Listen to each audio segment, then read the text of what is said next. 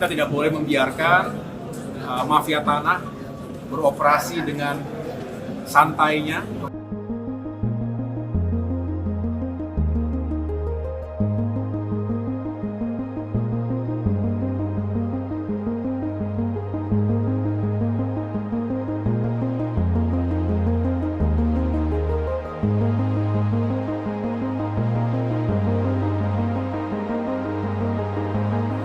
Jadi saya baru saja bersama Pak Wamen, di sini ada Pak Dirjen, Pak Ilyas saja yang khusus menangani tentang sengketa dan perselisihan tanah di Indonesia. Dan juga tadi hadir Kabar Reskrim Polri, Pak Wahyu Widada, dan juga dari Kejaksaan Agung Republik Indonesia, dari Mahkamah Agung, dan semua stakeholders yang terkait dengan kerja besar kita untuk memberantas mafia tanah.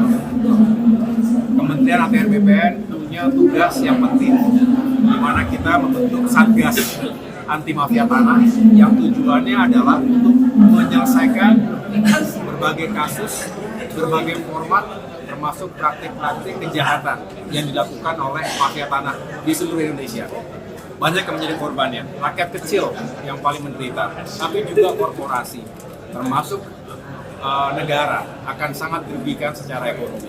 Kita tidak boleh membiarkan mafia tanah beroperasi dengan santainya, kemudian bisa memanipulasi sekaligus sekali lagi menjolimi masyarakat kita. Dan tadi kita sama-sama hadir dari berbagai penjuru tanah air, termasuk juga dari berbagai elemen institusi yang terkait. Kita melakukan rapat pra-operasi untuk menentukan target-target operasi pemberantasan mafia tanah di tahun 2024 ini. Dan di sini kami akan bekerja secara ketat, berkoordinasi dengan baik. Besok saya akan langsung menyampaikan ini kepada Jaksa Agung di kantornya secara langsung, kemudian juga kepada Bapak Kapolri di Mabes Polri, dan tentunya ini menunjukkan keseriusan Kementerian ATR BPN bersama-sama dengan stakeholders lainnya untuk membasmi mafia tanah. Ini sesuai juga yang menjadi arahan Bapak Presiden Joko Widodo kepada kami agar kita bisa menegakkan keadilan atas tanah. Dan saya juga walaupun belum 2 minggu menjabat sebagai Menteri ATR BPN, tetapi alhamdulillah saya juga sudah bisa secara langsung turun ke masyarakat di sejumlah daerah dan bisa mendengarkan langsung apa yang menjadi keluhan, aspirasi, dan pengaduan dari masyarakat, termasuk yang dilayangkan langsung ke media sosial, termasuk juga secara langsung kepada kami pribadi.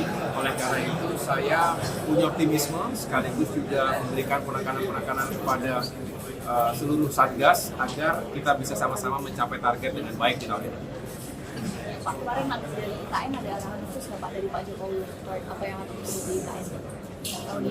Ya, yang jelas terkait dengan pembangunan sejumlah proyek strategis nasional, ada banyak di seluruh Indonesia, tapi tentu yang paling besar rancangnya dan juga konsep serta visinya adalah pembangunan Ibu Kota Nusantara yang berlokasi di Kalimantan Timur. Selama 2 hari, kurang lebih kami kemarin berada di IKN.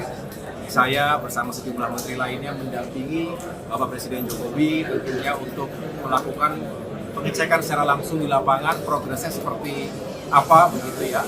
Karena target tahun 2024 ini kita ingin kawasan inti pusat pemerintahan KIPP yang ada di wilayah IKN tersebut bisa secara progresif terbangun secara fisik tentunya, tetapi juga ekosistemnya juga sudah mulai bekerja. Kita berharap di tahun ini juga kita bisa melihat progres yang signifikan. Bahkan cita-cita kita untuk pertama kalinya dalam sejarah melakukan upacara peringatan 17 Agustusan di IKN, mudah-mudahan bisa tercapai dengan baik ya, lancar, sukses semuanya. Nah, terkait dengan apa yang menjadi tanggung jawab ATR BPN sendiri, kita harus meyakinkan bahwa seluruh lahan yang memang dipersiapkan untuk pengembangan kawasan IKN saat ini saya sampaikan tadi fokusnya memang di kawasan inti pemerintahan, tetapi tentunya secara paralel dan dikembangkan segera setelah itu adalah bagaimana supporting sistemnya, termasuk pusat komersial, pusat ekonomi, itu juga bisa terbangun dengan baik. Infrastruktur pendukungnya, misalnya bagaimana jalan tol dari Balikpapan yang saat ini kalau berkendaraan kami coba kemarin ya hampir 2 jam lah dikatakan demikian, tapi kalau sudah terbangun jalan tol bisa mencapai hanya 45 menit saja dari Balikpapan, kota yang paling padat saat ini di Kalimantan Timur, menuju ke IKN. Kemudian bandara yang juga sedang dibangun. Ada beberapa masalah tersisa terkait dengan lahan ini yang terus kami kawal sehingga mudah-mudahan bisa dituntaskan segera.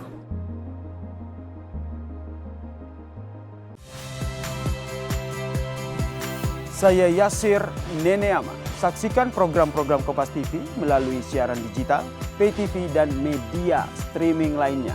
Kompas TV, independen, terpercaya.